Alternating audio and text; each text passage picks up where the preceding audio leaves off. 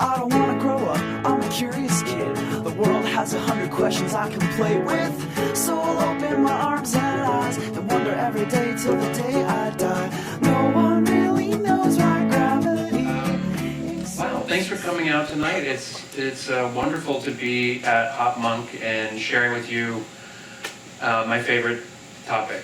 I love Wonderfest. I've become more acquainted with it over the last couple of years, and I'm a big fan of what Tucker does. So keep your eye on Wonderfest, and many of you do already, clearly. But he, give or take tonight, brings some great topics and some great people to you. And to encourage donations, there is an honorarium that Tucker offers speakers, and I've donated my honorarium to Wonderfest to keep this great thing going.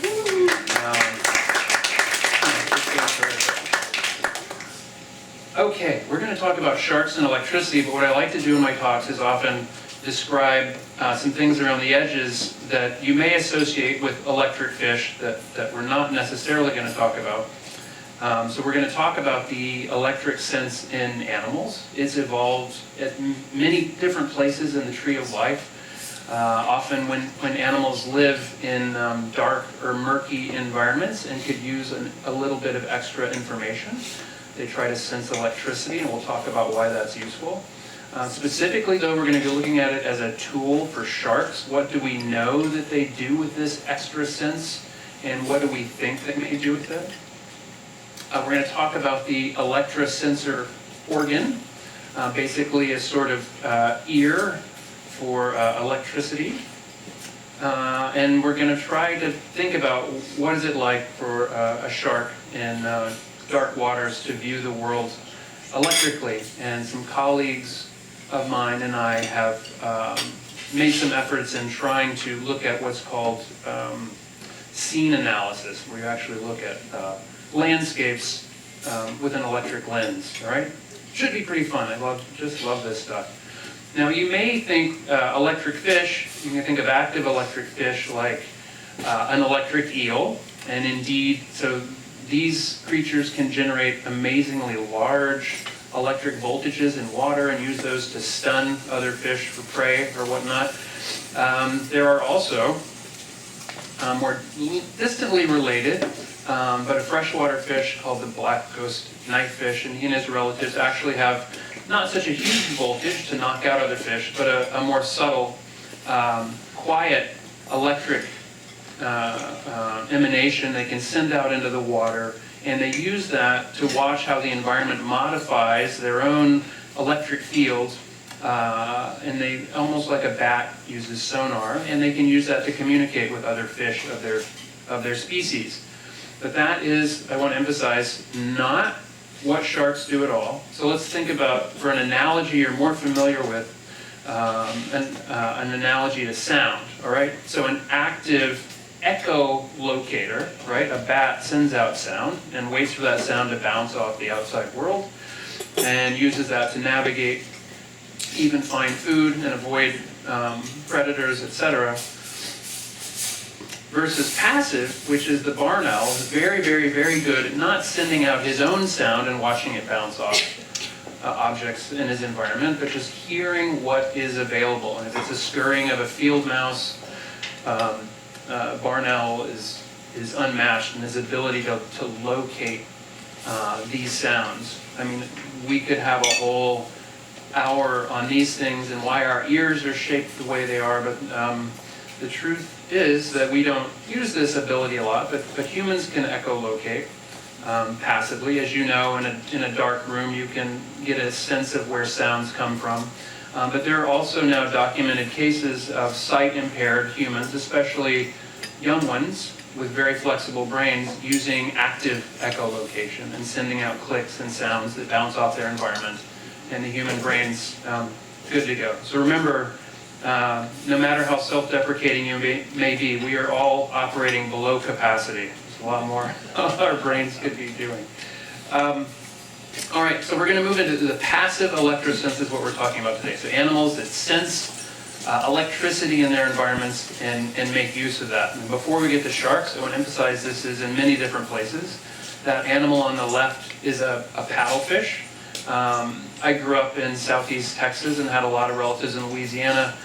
The paddlefish is in the Mississippi River. It's also in the Yangtze River in China. And it was called the spoonbill catfish when I was growing up, or that's what we called it. And everyone thought the paddle was used to dig up mud and look for bugs in the mud to eat. But that is a huge electrical antenna that can pick up the signals from tiny water fleas and recognize when they're above or below the paddle and where they are and where the fish needs to move to eat them. And that on the right is a cute young duckbill platypus. And that bill is filled with electric sensors too. So here we have two creatures, very different parts of the tree of life, but they live in muddy, murky water and need to hunt. All right, but the star of tonight are sharks and their relatives. These are these cartilaginous fish, the elasmobranchs. So sharks are notable examples, but skates and rays as well. We'll talk about those a little bit. If you're ever this close to, a white shark and you notice these things that look a lot like little blackheads on his snout, each one of these is the start of an electrosensitive organ. We're going to talk about those and how they use them tonight. Okay, of all a shark's sensations in the ocean, this is very short range. I don't know if you can make this out. We're just going to go through on this logarithmic scale, okay? So within 1 meter, we think, is as far as this electric sense can go. It's very, very keen. But when you're swimming around in room temperature seawater with lots of ready-to-move salts and ions floating around, it kind of shorts out a lot of electrical signals. And their other senses move out from there. Again, this is logarithmic, so you're out to about 10 kilometers that they could pick up things with their incredibly sensitive hearing. They can detect smells more than a football field away, etc. So it would be reasonable to ask, well, how useful can this electric sense be when they've got all these other great senses that extend further out? However, especially juvenile sharks, and here's a juvenile hammerhead shark recorded in Hawaii. They often hunt in this way, shaking their hammer back and forth along the sea floor trying to find things. And there was something of interest that was placed there by these researchers. We'll come back to that. And we finally nailed this down long ago, and I want to highlight the work of this man working in Utrecht, Adrianus Kalmane. A real pioneer in the field. He had a physics degree and a biology degree and got very interested in how sharks find food over 50 years ago. I want to kind of go through his experiments because it really helps us understand. So he noted that he was just looking at dogfish actually when he recorded a lot of this off Martha's Vineyard.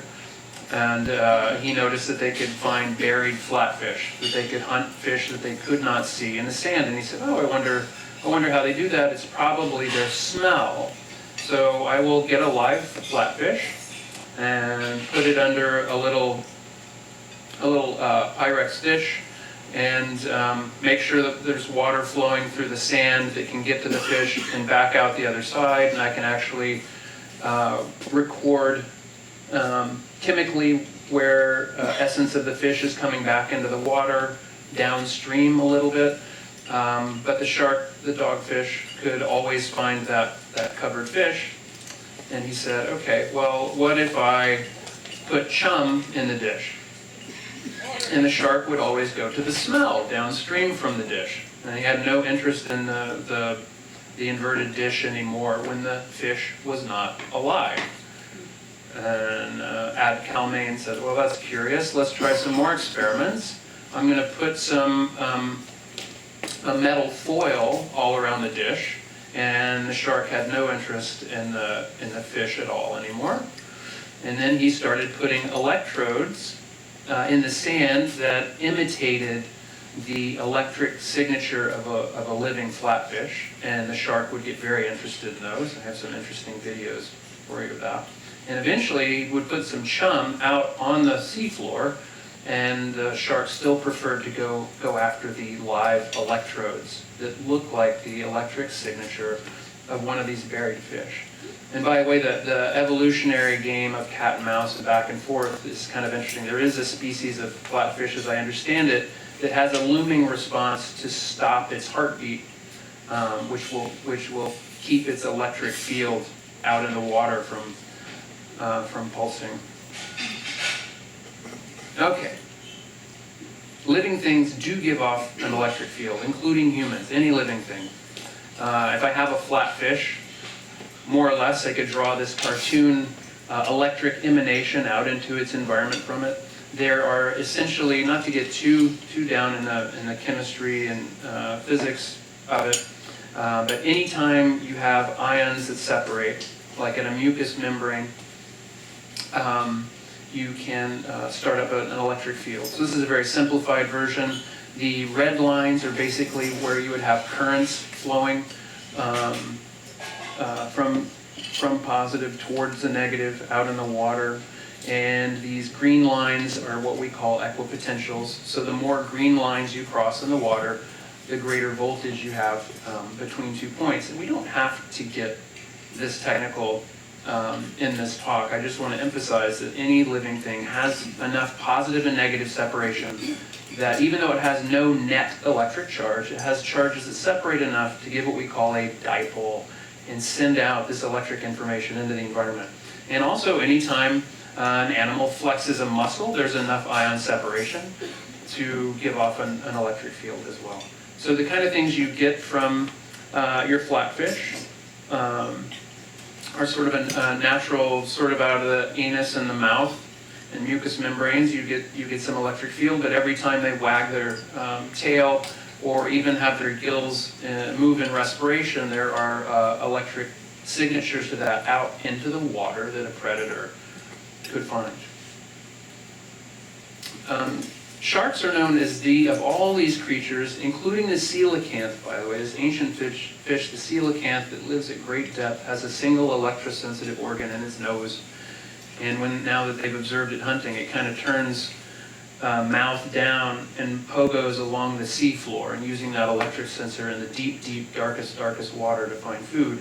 But the most sensitive of all these electrosensitive creatures is definitely the shark. They can detect under what a physicist would call 1 nanovolt per centimeter. And let me try to describe roughly, to give you an idea of that sensitivity.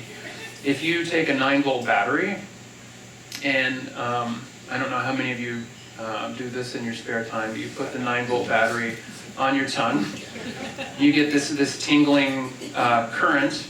And what is that? That is 9 volts separated by 1 centimeter. So that is 9 volts per centimeter, basically. That's the electric field that you could feel on the human tongue. Well, let's take a 9-volt battery and split it in half and move 1/2 of the battery to the very edge of Northern California near the Siskiyou Pass, and take the other half of that 9-volt battery down to the border with Mexico. Now that would be a much weaker, what we would call electric field. You still have 9 volts, but they're separated by many kilometers. A shark's electric sense would still be able to detect that if they were 100 times further apart. That electric field set up by a 9-volt battery spanning north-south California is still 100 times stronger than what a shark can sense. And you may say, and we'll go into this, well, isn't a shark driven crazy by human civilization moving around? There's some good answers to that. So it seems like mostly no, they would not be. So what good is this? Well, we know that they use it to hunt for prey. I've mentioned that. In certain skates, we've seen that they can identify mates this way. They can recognize their species, and not only that, little skates in murky water can tell a male from a female skate based on the electric field that those skates are giving off. We believe there's strong evidence that they use it for navigation, and we can explain a little bit how that works. If you have an electrosensitive system and you move it around through the Earth's magnetic field, it's naturally going to have some bycatch, I would call it, some extra electric signals that come about just by moving around in the Earth's magnetic field. So they have kind of a compass sense, and they'll always know which way is north. And there's evidence that it's even more finely detailed than that. They might be able to sense smaller magnetic fields from geological signatures. I'll say a little bit more about that in a bit. And maybe more. This is some of our own work suggests that these organs might be good for even more than those things. Let me just show you a little evidence. This is from Steve Kajiura's lab. And I don't know how bright this will be, but we have these little baby bonnethead sharks, and you can see right in the middle the two electrical leads, basically giving the voltage of a small fish. And as soon as the bonnetheads are born, they are very interested in chewing on those electrical leads. They're just hardwired to see that as food and give it a go. Bonnethead sharks are kind of halfway between what you would see as a normal shark nose and a hammerhead shark. All these interesting shapes, we're going to talk about that a little bit as well. But even for something like a great white shark, who's not doing a lot of hunting along the seafloor, is courtesy one of these diving companies that can bring you face to face with these amazing creatures. When they're close to striking, white sharks are known to sort of roll their eyes back and protect their eyes from what could be a flailing seal or sea lion, pinniped trying to hurt their eyes or something. Now, they still make adjustments on these last-minute strikes on animals. So this is speculative, but if you've closed your eyes and you're still trying to find that pinniped in the last 3 feet of your strike on them, maybe the electric signature of that busily fleeing sea lion could be picked up by the electric sense. And this is a magnetic experiment by some other friends at the University of Hawaii. And what they've done here is they would turn on, in that square, it's just a big loop of wire, and they run some current through it and have a small magnetic field on the order of the Earth's own magnetic field. So the magnetic field they put here is nothing like what you would get in an MRI or anything like that, or even a refrigerator magnet necessarily, but it would deflect a compass needle a little bit. And what they did is they would turn that magnetic field on and throw some food, throw some chum right in the middle of that square, and the sharks learned a Pavlovian response that the magnetic field at that point in the pool means food. Let me see if I've got the volume up here, if you can hear this. There's like Tim's voice anyway.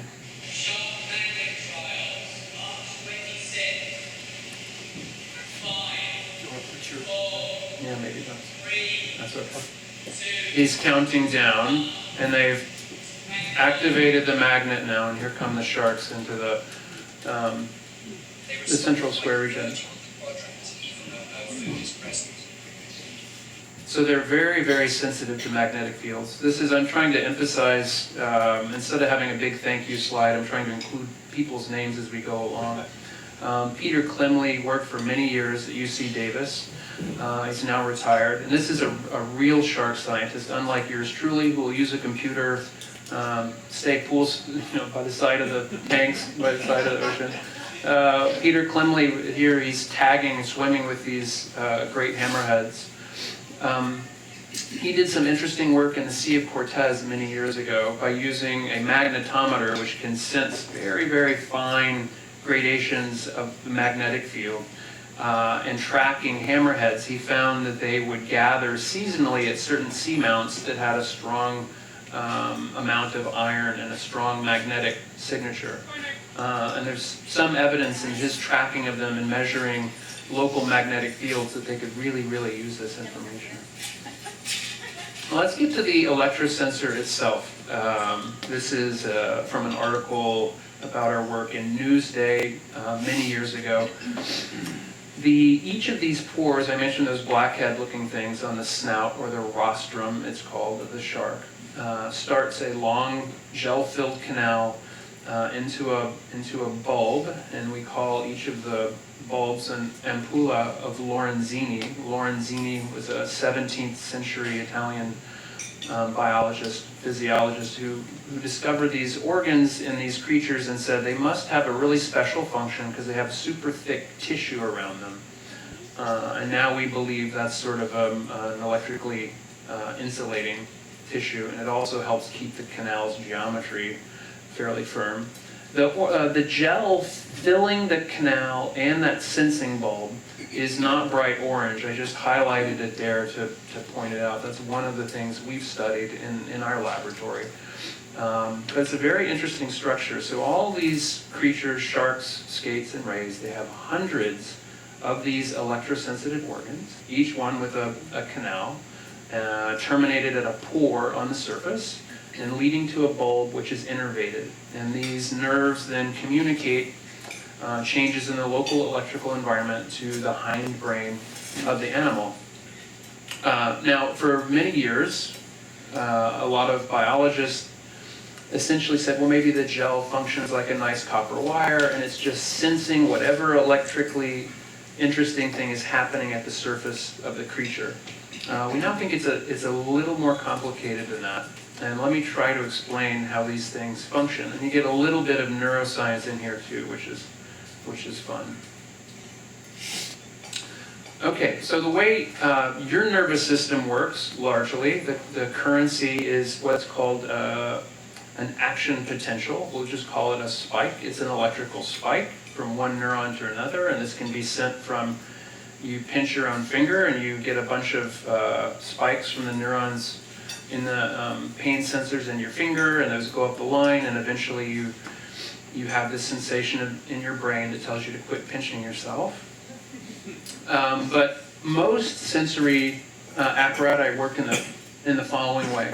So even when there's nothing electrically interesting happening, here we have, I hope this is clear, seawater, the animal is in this rightmost whiter portion, that's the flesh of the animal, these long canals, and the ampullae there in the bottom right of that diagram. All right? So just sitting there minding their own business, they're sending out these spikes, 20 or 30 of these spikes a second to the brain. Pop, pop, pop. So the nervous system in this way is a lot like, como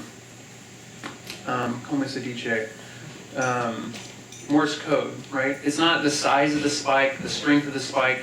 It's kind of, well, how long did you wait between spikes? And this is what the brains of these animals are really into. Now, so these things, the normal operation is just sending 20 or 30 spikes every second to the animal's brain. But now let's have some electric emanation there. Sparkly electric field comes. I'm going to have these as red arrows showing where there would be an electric current if one was able to flow there. If it doesn't line up with the canals, then they kind of mind their own business. And what they found, this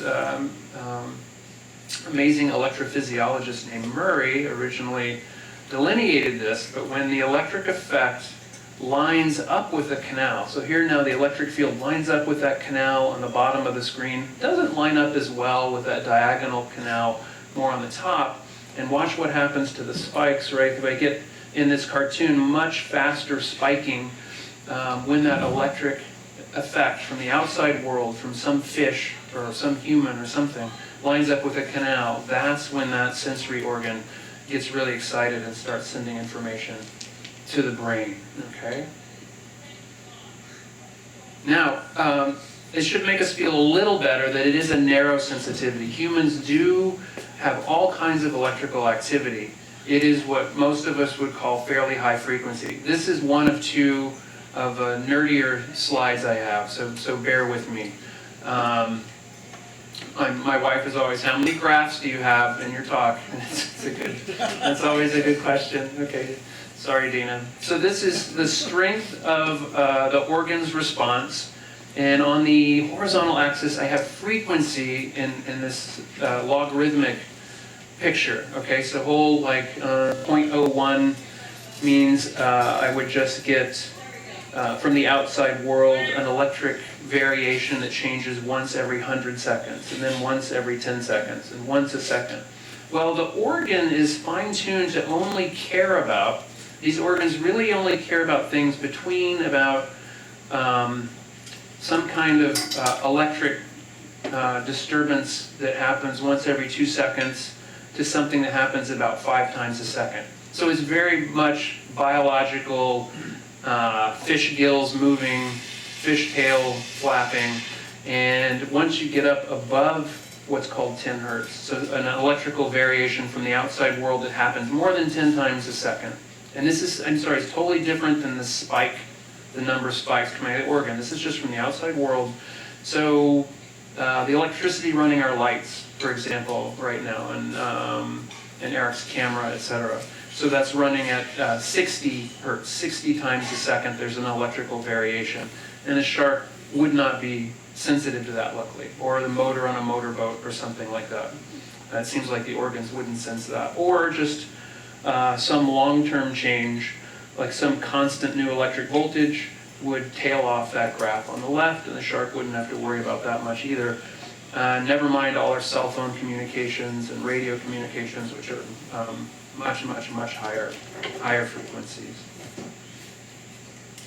Okay, the other, as promised, nerdy slide. So we're going to get down and look at these spikes. This is, I think, something fascinating that these creatures are able to do. It's called common mode suppression. All right, if you are very, very sensitive to the electricity coming out of muscle contractions, and you have hundreds of these sensors all around your head, but you yourself are a fish, and your gills will move, and your shark tail is going to move and help propel you forward. The loudest electrical signal you're going to get is from your own body.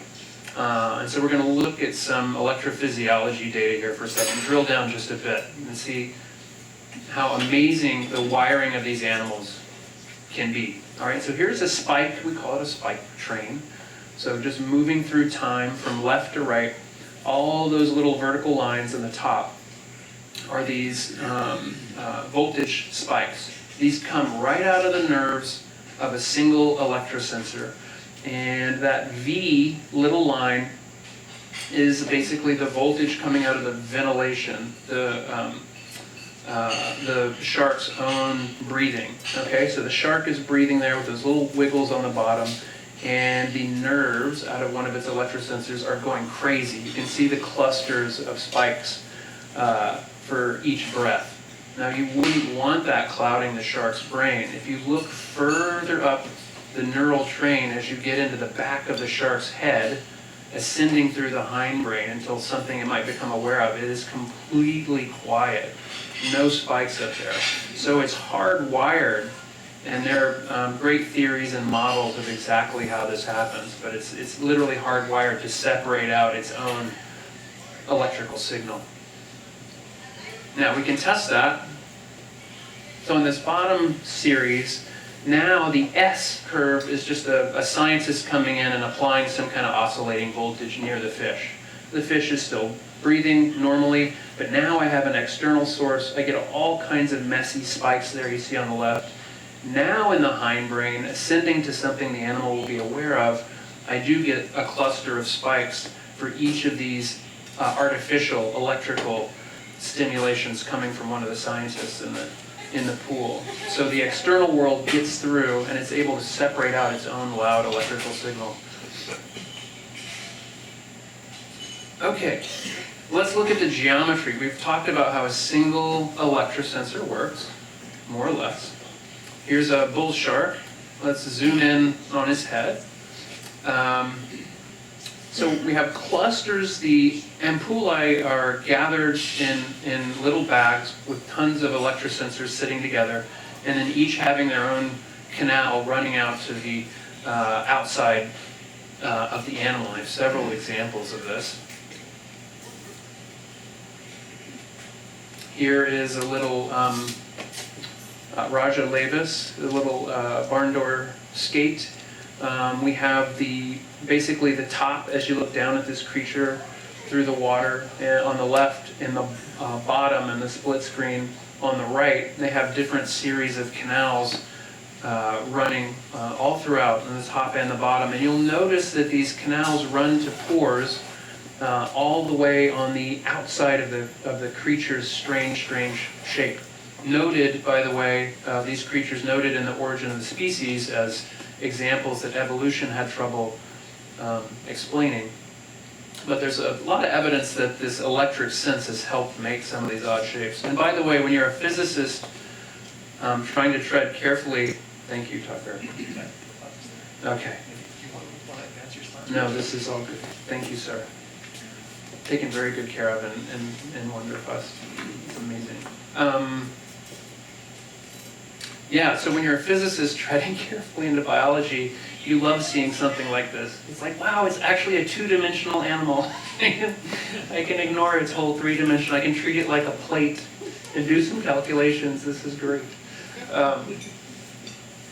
But anyway, it is suggestive that the fact that all these animals with crazy shapes in this family of creatures that are electrically sensitive have their canals reach all the way out to the periphery, and indeed this helps them. Here's one of a white shark, which is very three-dimensional, and when it's three-dimensional, it's very hard to see. So we're going to take, thanks to my buddy Tim Trikas and his students at the University of Hawaii, we have this video where we strip away the shark's skin and just look at the canals. Some of them shown on the left, some of them shown on the right. And you can see the amazing variation in the geometry.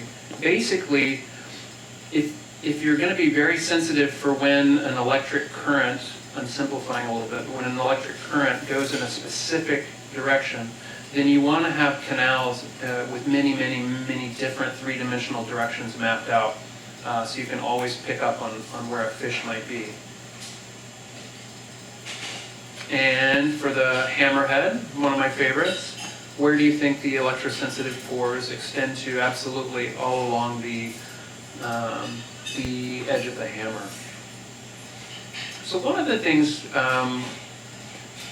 we did is we did a simple calculation to see the kind of neural response you would get from a nearby fish if you were some standard round-snouted shark shown in the top graph, and these are then the voltage signals that would arise along the canals for that animal, starting at its far left and going to the far right. And for the same stimulus, similar size shark, but this is a physicist's idea of a hammerhead there, you can see there.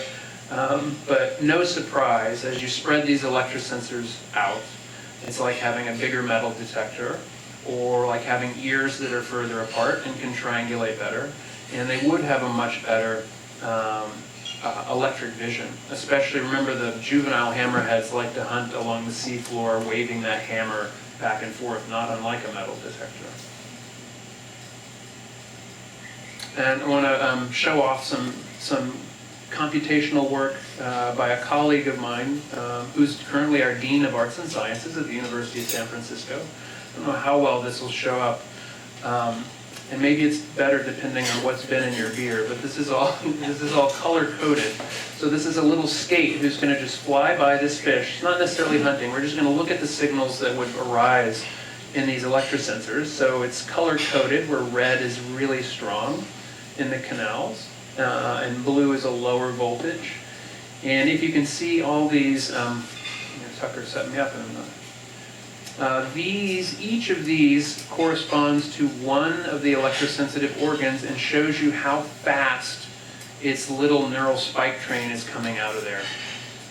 So I just we don't have to follow this, but just get an appreciation for the rich information available to these creatures as they swim by possible prey fish.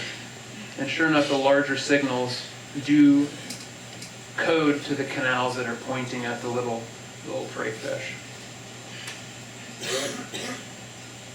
All right, but we got a little press just because when you're squeezing the heads of a apex predator, people get interested. This is some time ago, as you can tell. This is 20 years ago for me. But with some undergraduates, we had a chemist who worked with us and a molecular biologist, and we really wanted to investigate the gel. And once you learn where the clusters of the ampullae are, and you just apply a little pressure, and the gel extrudes, and you can get a little speculum, little spatula, and collect some of the gel. I don't know how well you can see that there, but it's actually not bright orange at all. It's just super, super clear gelatinous substance that has the same basic characteristic of seawater, same electrical conductivity, same ion content as you might expect, because it touches the seawater at all times. Some of our measurements showed it has very different characteristics from seawater. One of the things we found was that the gel is thermoelectric. That's not surprising to a physicist necessarily, but what thermoelectric means is you can take any piece of material, including even this laser pointer. If you have a hot end and a cool end, if you have a difference of temperature across the body, an electric voltage naturally springs up in response to that. Now, some things like semiconductors can have a big thermoelectric effect. Some things like a hunk of metal, it might be more modest. But most everything has some kind of little voltage that will spring up in response to having a hot side and a cool side. So you can use this if you have a cognizant of being in the North Bay, if you have a... Brandon, maybe just try pulling the receiver, or the transmitter out, hooking it to your belt, see if that helps. Yeah, good idea, thank you. Anyway, these things like if you have a plug-in, you can plug in your car white wine cooler or something like that, it's using thermoelectric materials and many other applications as well. If the gel is thermoelectric, here's what could happen. If I have warmer water and cooler water in the ocean, and here comes my physicist cartoon of a shark's skin moving over, it moves from colder water to warmer water, then suddenly the gel, the gelatinous substance near the pores, is going to be warmer, and the gelatinous substance in the ampullae themselves will be colder, and you will get a natural electrical field that will spring up along each canal, completely regardless of its direction and orientation. So unlike hunting for a fish, where every canal might be getting a different signal, they would all go crazy. This is speculative when we published this. I mean, the thermoelectric thing is real, but some neuroscientists got upset and said, no, we've nailed down that it's an electrosensor. So I just want to make it clear, it is absolutely an electrosensor.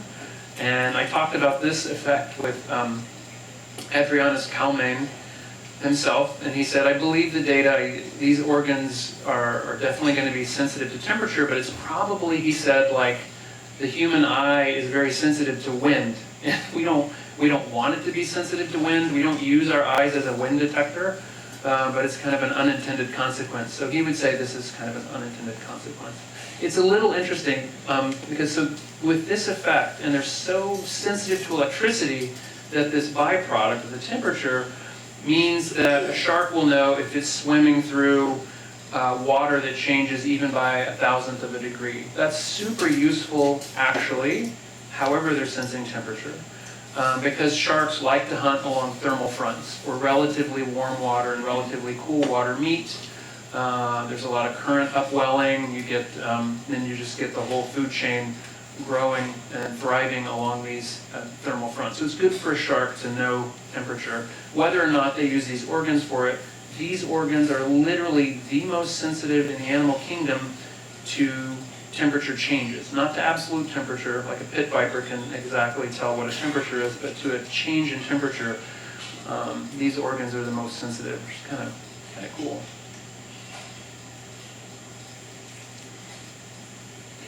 Okay, I just want to say there's a couple more things. I haven't been very active in this field, but it's pulling me back. What I've been up to, if you're interested in the way I talk about science, I have been doing some writing for the general public. I'm a nonprofit author working for a nonprofit press, Oxford University Press. We got a a book about Max Planck, this German physicist who clashed with Hitler and discovered Albert Einstein, and this most recent book that Tucker mentioned. I also, though, would want to put in a plug that you keep track of wonderfest.org, but I want to circle back a bit to our shark friends here, because the work goes on.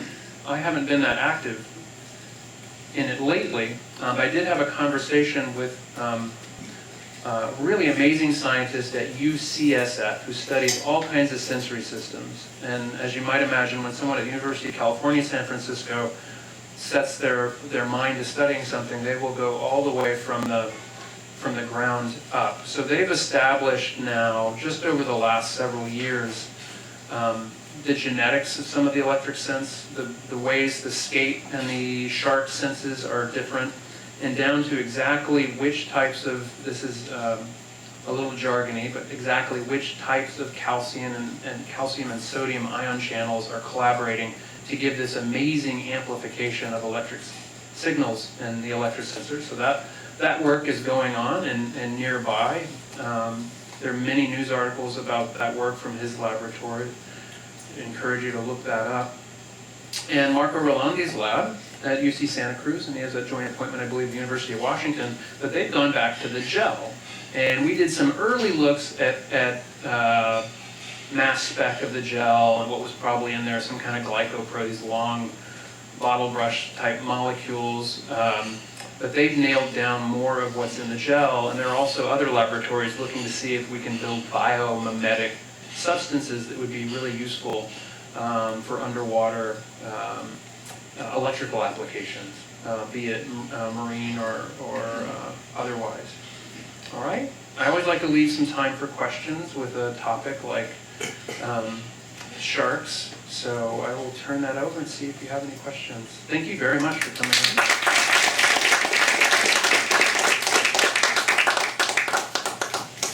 Yes. As far as shark repellents, and I mean, I know there's Shark Guard or something like that that puts out its own electric field that's supposed to irritate these things. Is there any evidence that any of that works? Some people also have just magnetic things around the ankles and things like that.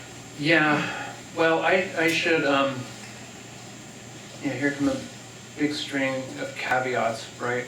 But I'll just give my own reaction. I haven't studied that, but it just seems like sharks are very hardwired to be interested and check out electric voltages. They can be annoyed too, but if this device, maybe we could cut this out of the YouTube version before I get sued.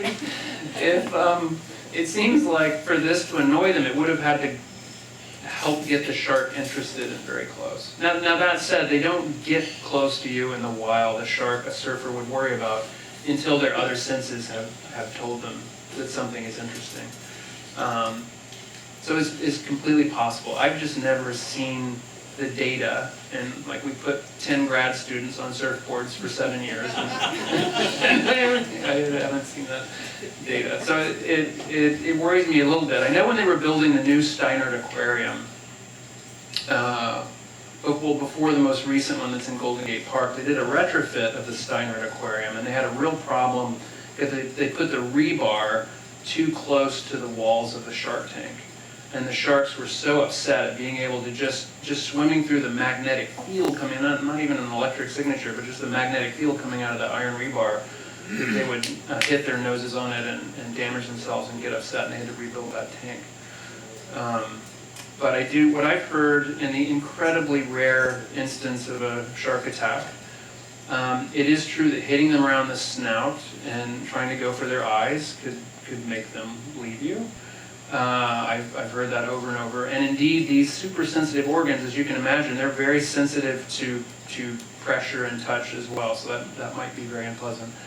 Along those lines, I just want to emphasize, if you ever have the opportunity to try to talk someone you know or a friend of a friend out of ever pursuing shark fin soup, that would be one of the single greatest things you could do for these creatures when their populations are under great pressure, and there's still millions a year They're killed just for their fins, for the very popular shark fin soup. You just want to put that plug in there.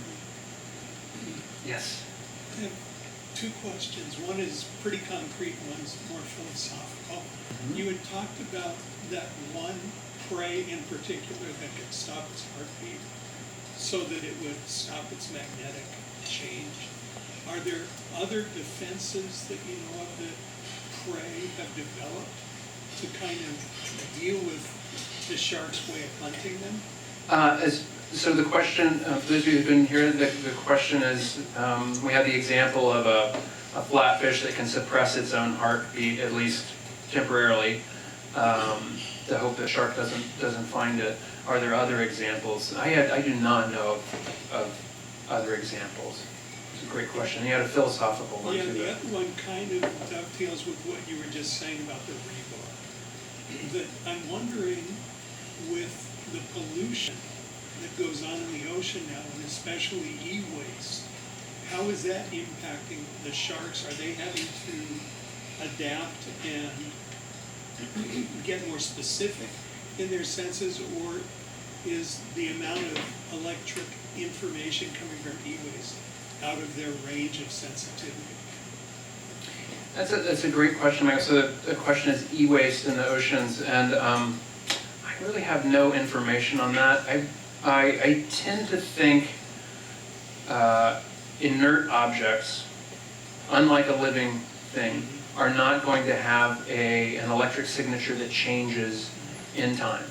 And again, these animals are going to be very sensitive if your electric signature changes once or twice a second. They're going to get very, very interested. So I think there's some help in that. But it's very, we're making progress with doing some tracking. And I know some of you may have noticed over the last 10 years, we've really nailed down how white sharks surprisingly migrate almost all the way across the Pacific Ocean.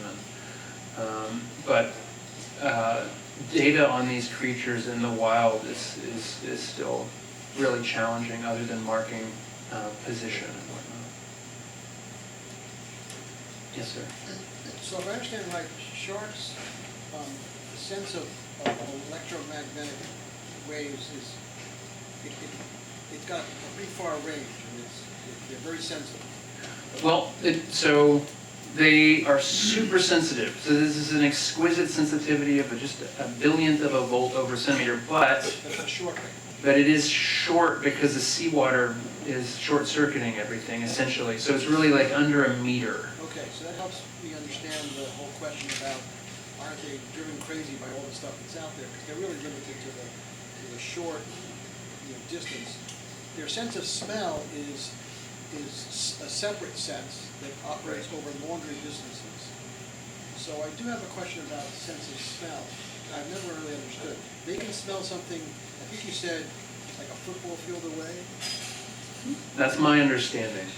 So I'm picturing myself as a shark, and I smell something a football field away. How do I know which direction it's coming from? Right, so you, and this isn't my field of sensory neuroscience, but the idea is you detect, and even our own smell sensors, right, we've all noticed that you quickly get used to a good smell or a bad smell. Yeah. Right? And so what we're really sensitive to is changes. And if you're interested in a smell, you're going to swim in a way that you're noticing an increase. So it would be following what we call a gradient. Okay. If you keep swimming to where if it's a smell that's interesting, you want to swim in a way that's increasing its signal. Yes, Tucker. I believe all the creatures you've described as having this electric sense are water creatures. Are there any in the air, birds, land dwellers that have any kind of electric field sense? Well, for land dwellers and air dwellers, the magnetic sense is much better documented. Birds that can use the Earth's magnetic field. There's even a kind of a hilarious paper, but has not been refuted, that used Google Earth sort of satellite images and looked at huge data of cows standing all over the world, and noticed that they preferentially, to a statistically significant extent, they stand north-south, all else being equal, more than east-west. And there's new work showing by I think it's using functional MRI, that shows that the brain of a human can react to small magnetic fields. Now those measurements they sound really, really tricky to me. But as far as an electric sense, well, some of the platypus's relatives, I'm going to horribly mispronounce that bit of Latin, but I think one of the varieties of anteaters has an electrically sensitive snout, if I remember that correctly. I've not studied that one. Can I follow up with a Sure. question? I've heard reports of people in electrical storms feeling the electric field because of the hairs on their arms or even on their heads in exceptional conditions. But that's not what the kind of thing we're talking about, right? That's a touch sense being activated electrically, not a true electric sense. Right, so that's having so much static electricity, like just Yes. orders of magnitude greater than what we're talking about for these subtle shark things. Being able to mechanically raise the hairs on your arm or your head. Yeah, good question. Yes, ma'am. My family, when we drive along 101 up to Petaluma, Santa Rosa, we're seeing cows like that Uh-huh. on both sides. Now and then one's not quite that way, but they just are observing. It's interesting. And north south. Yeah, and I don't know, scientifically you kind of have to I mean, I'm looking over a field, correct for what would feel good in the sun or whatnot, but yeah, this data set was huge and included every kind of cow you could imagine. Oh, do you have another one? On CNN, I think recently, I was seeing a report about migration of great whites off the coast of South Africa, and there's almost none being observed right now at all, which is considered alarming, and the question is why is there no usually expected migration? Could you repeat that? Yeah, there's a recent report of an alarmingly few number of great whites in migration past South Africa. Yeah. It's very recent. Yeah, these populations are under immense environmental pressures, and I don't think we fully understand. I mean, they survived for 200 million years in their current form, if you look at the great white shark. So maybe a lot of us feel like, well, they'll be around a long time, but they're probably sensitive in ways that we can't fully understand. Yeah, that was an alarming report. Yeah, and then they said that then the sea lion and so forth, seals, whatever, would then become the ascendant predator. Mhm. That makes sense. I think there's a question way back. Yes. Do you know how much deep water exploration is affecting them? Like air guns or geophones that this was all oil exploration. Do you know how much affects their capability of just living? Yeah, so these sonic waves and pressure waves from this human activity in the deep sea, I do not have information. There might be someone else who could help us with that on sharks. It seems like the most alarming part is for marine mammals, because we do know that they are affected adversely by this, and there's data on that, and we know they use these things to communicate with one another. Yeah, good question. Thank you. Yes. Has anyone tried using these electrical signals to capture sharks? Not that I know of. The only thing I've seen, Tom, is what the gentleman mentioned, these